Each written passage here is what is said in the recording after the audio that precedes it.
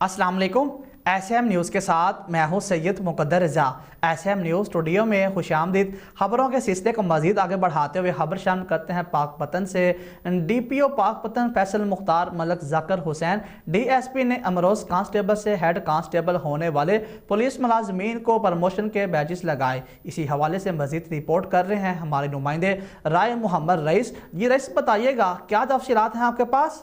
जी हाँ, बिल्कुल। DPO Pakpattan Faisal Mukhtar Malak Zakir Hussain DSP ने अमरोज़ कांस्टेबल से हेड कांस्टेबल होने वाले पुलिस मुलाजमान को प्रमोशन के बैजेस लगाए। पाकपतन पुलिस के 7 कांस्टेबल और एक लेडी कांस्टेबल ने हेड कांस्टेबल के ओहदे पर तरक्की पाई।